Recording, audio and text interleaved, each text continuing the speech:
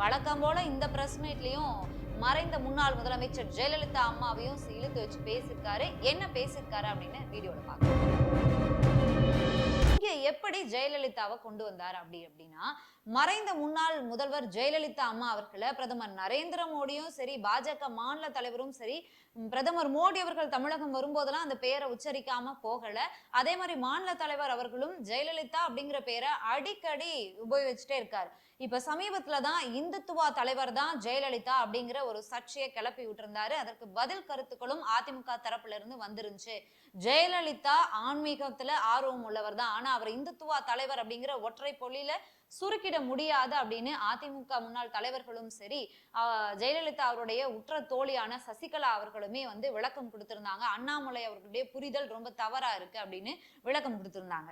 அதற்கு பிறகு இப்ப என்ன கொண்டு வந்திருக்காரு அப்படின்னா, சட்டம் ஒழுங்கு குறித்து பேசும்போது மற்ற மாநிலங்கள்ல சட்டம் ஒழுங்கு அப்படின்னு பேசும்போது இங்க தமிழ்நாட்டை பொறுத்த வரைக்கும் நாட்டின் ஆதரவாளர்கள், நாட்டின் எதிர்ப்பாளர்கள் அப்படிங்கிற பிரச்சனை தான் இருக்கும் அப்படிங்கிறத மறைந்த முன்னாள் முதலமைச்சர் ஜெயலலிதாவை முன் வச்சு அவங்களோட வார்த்தைகளை சொல்றேன் அப்படிங்கிற மாதிரி அவர் பேசியிருக்காரு.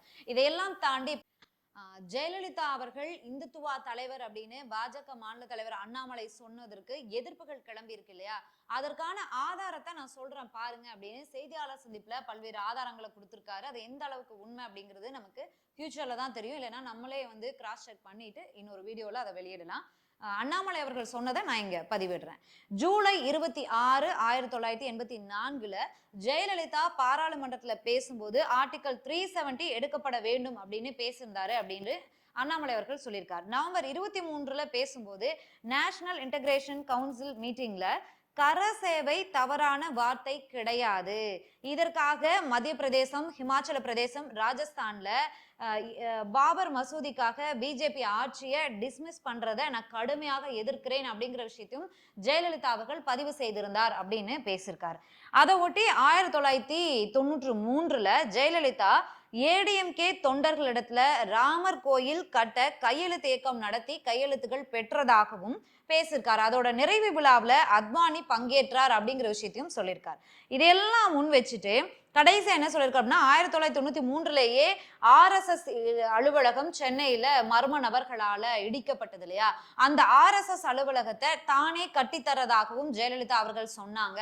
ஆனா RSS நிர்வாகிகள் அதை நாங்க மக்களிடத்துல கனெக்ட் பண்ணி நாங்க கட்டிக்கிறோம், அரசு பணத்துல எங்களுக்கு கட்டித்தர தேவையில்லை அப்படின்னு மறுத்ததாகவும் ஒரு விஷயத்த பதிவு பண்ணியிருக்காரு.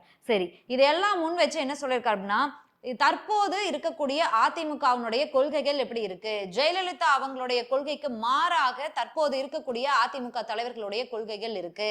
ராமர் கோயிலுக்கு ஏன் வரலன்னு கேட்டா முட்டி வலி மூட்டு வலின்றாங்க. அதே மாதிரி யூனிஃபார்ம் சிவில் கோடு ஆதரிக்கிறீங்களா எதிர்க்கிறீங்களான்னு கேட்டா அதுக்கு நாங்க ஆராய்ந்து அப்புறம் சொல்றோம் அப்படின்னு சொல்றாங்க.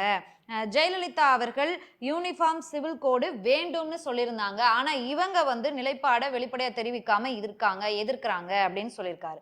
மார்ச் 2012 ராமர் பாலத்தை தேசிய அடையாளமாக அறிவிக்கணும், பாரம்பரிய சின்னமாக அறிவிக்கணும் அப்படின்னு ஜெயலலிதா சொல்லியிருந்தாங்க.